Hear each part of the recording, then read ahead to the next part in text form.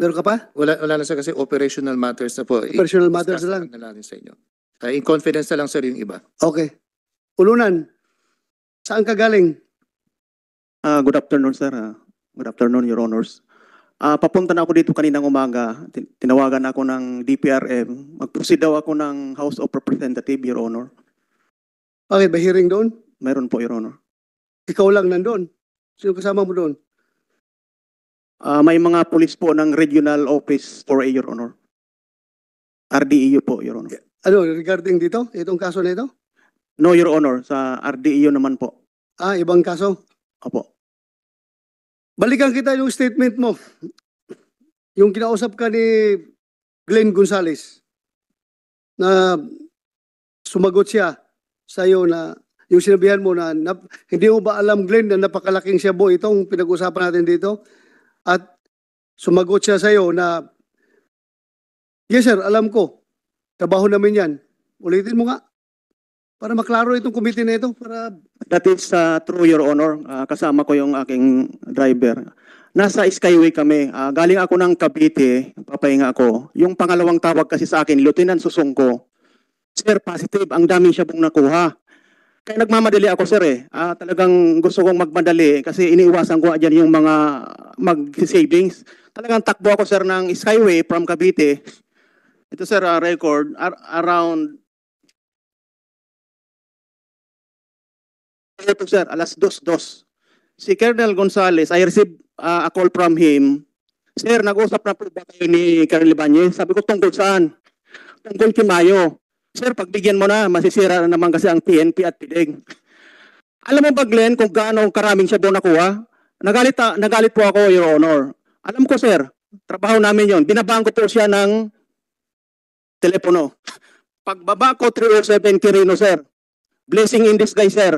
Mabuti may banggaan doon sa unahan. Kung walang banggaan, sir, baka umabot ako doon sa pilpirage na yon. Tumawag na naman siya sa akin, sir. Sir, nag-usap na po ba kayo ni Lieutenant Colonel Ibanez? Doon saan? Doon sa pagkakahuli kay Mayo. Pagbigyan mo na, sir. Inulit niya yun, sir. Inulit niya. Okay, sabi ko, ang dami niyang miss call sa akin, si Ibanez. Napakarami niyang miss call. Nakausap ko din siya. Binabanggit niya nga yung Acertin Judin Francisco. So nag-usap talaga kay ni Ibanez? Yes po, sir. Ano sabi ni Ibanez sa'yo? Pupunta daw siya sa Tondo, sir, kasi yan, nakakoplan yan. Kakausapin niya daw si General Domingo, sir. Nakakoplan yan. Trabaho yan. So, trabaho daw ni Mayo yan na may koplan. He even mentioned about Judin Francisco. Trabaho ni Mayo, pati yung pagbibinta ng shabu? Trabaho ni Mayo? Yun yung ano niya sa akin, sir. Nakakoplan yun, pagbibinta? Nakakoplan daw yung lakad ni Mayo. Palalim itong kuha natin dito.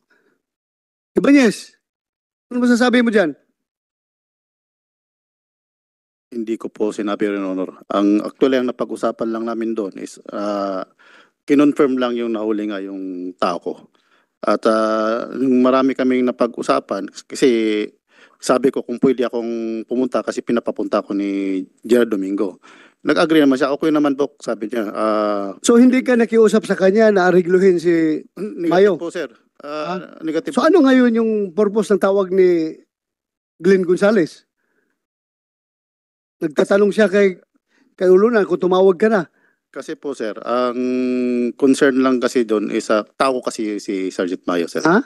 Tao ko si Sergeant Mayo. Alam mo, nakukuha ko nagdududa ko sa yung dalawa. Paano lumalabas na nagdrama-drama kayo pero kayong dalawa ay magkaisa lang rin? Gonzales at Ibanez. Laruin natin ito, ha? Ayaw kong... kasi Fred, papunta pa kayo, ako pabalik na. Nakabalik na. Negative, sir. Sige nga, paano mo negative? Ganito kasi, nung nalaman ko nga from Lieutenant Amerol, sir, na may nahuli, sir, na tao, sir, ni Sir Ibanez, sir. Actually, sir, hindi ko pa alam na si Sergeant Mayon, sir. Tao lang, sir, ng NCR, yun, sir, ang sinabi sa akin. Kaya, sir, tumawag ako kay Sir Ibanez. Si Sir Ibanez, sir, classmate ko, sir, ng OSEC. Nag-OSEC kami, sir, that time, sir. Pero Saturday kasi yun, sir, kaya wala kaming ginagawa. What exactly yung request na Ibanez sa'yo? That led you to call up Colonel Ulunan. Sige nga, ano sinabi ni Ibanez? Sabi niya lang po sa akin, sir, kung pwede, kausapin ko si Sir Ulunan. Kausapin ko lang sir na mag-usap sila sir. Yun lang. Yun lang po sir kasi andyan naman po Ibanez. sir, si Sir Do Ibanez. you confirm that? Actually, sir, nakausap ko na si Colonel Ulunan kasi nga nag-usap nga kami nung sinabi sa akin ni Gerald Domingo na tawagan ko si Colonel Ulunan. Unang tawag ko, sir, hindi pa niya nasagot. Pero after 20 minutes, nag-usap na kami. Anong pinag-usapan nyo? Yun nga, sir, confirm na nahuli nga daw yung tao ko. Tapos, nung sinabing ko, actually, sir, may pangalawang tawag pa ako, sir, sa kanya. Nung pangalawang tawag ko, sir, saka ko na sinabi na kung pwede akong pumunta kasi nga pinapapunta ako ni Gerald Domingo. At kung hindi siya nagsabi, sir, na hindi, wag na, ay hindi ako pupunta, sir. Pero may instruction kasi sa akin si Gerald Domingo na pupunta ako.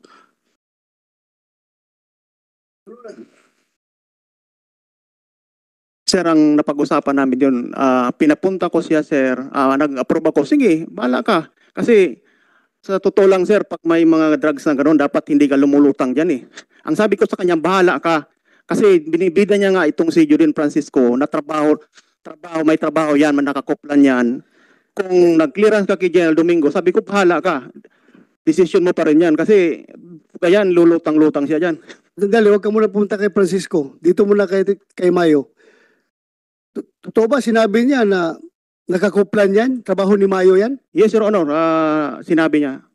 Ibanez, Actually, Your Honor, nag-discuss kami doon sa taas ng WPD Linting. Hindi po sa true phone call. Kung ano yung napag-usapan namin doon, nasa affidavit ko po. Hindi po ako diyan ka na naman sa pinabit. Sabihin mo ngayon kung anong napag-usapan ninyo. Ang sabi ko po doon, Your Honor, di ako aware kung ano yung involvement ni Mayo dyan. Pero nakakita ko ng mga ebidensya. Oh, pero sinabi mo ba na nakakuplan yan? Trabaho namin yan, sir. Trabaho Wala pa namin yan. akong sinabi, Your Trabaho ni Mayo yan. Ang sinabi ko lang doon na nakakuplan si Sergeant Mayo pero hindi ko alam kung yung nangyari na kung anong posisyon niya is kasama doon sa kuplan. Kaya sabi ko, hindi ko talaga alam kung yun ba talaga kasi hindi yan na-report sa akin, Your Honor. Pero ang sa alam ko lang, nakakuplan si Sergeant Mayo. Anong klaseng kuplan? Siya ang subject o siya ang mag-operate? Ano ba? Anong klaseng kuplan? Siya po may trabaho, Your Honor, kasama siya sa kan. Siya may trabaho. Yes, Your Honor. So, ibig mo sabihin, yung isang tunila ng Shabu na yun, kasama yun sa trabaho niya? Wala po akong personal knowledge, Your Honor, kasi nga, hindi nga na-report sa akin. Paikot-ikot. Sabi mo, nakakuplan yan, sir. Trabaho yan namin. Yes, Your Honor. Di ba yun, sir? Di ba sinabi mo kay Ulunan? Hindi ko po sinabi sa kanya, Your Honor. Sinabi ko, Ulunan, sandali. Ulunan, sinabi niya. Yes, Your Honor. Confirm yan. Kaya nga, ako na pumunta rin. Baka itong si Mayo may papalo pa. Si Ibanez ang nag-aabogado na nakakoplan yan. Baka pwede akong pumunta. Anyway, natawagan ko na rin si General Domingo. Sabi ko, bahala ka.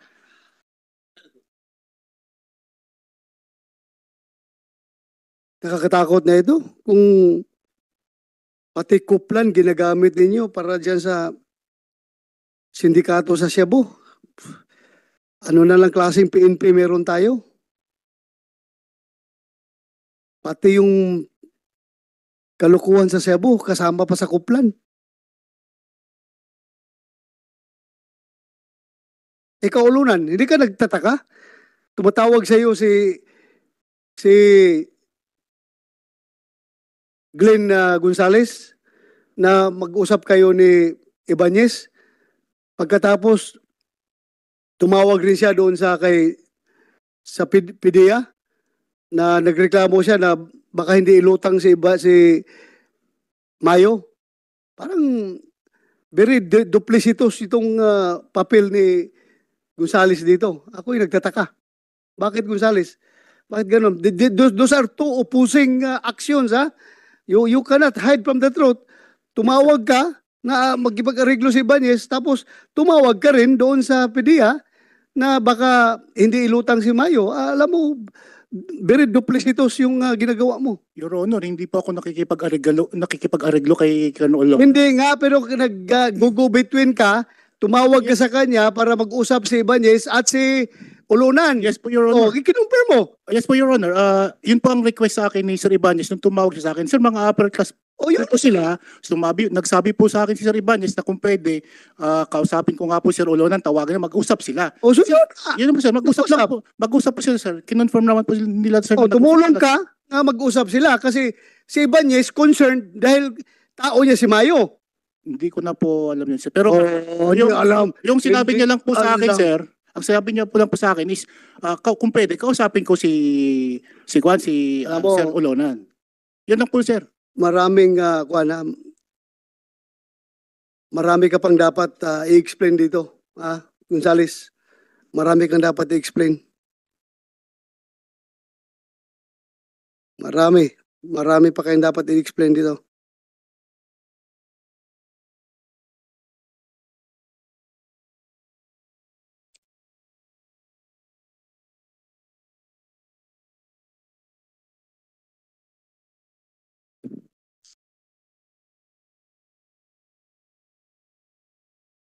Atty. Bernardo, pero ba?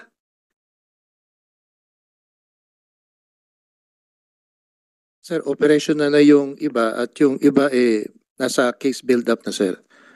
Kaya we are supposed to complete our pre-charge investigation. We have started to some, others would follow. Basically, lahat sir nung involved doon sa 990 will be given their opportunity to be heard, yung due process. Yes, kasi tingnan nyo naman, Yes, sir.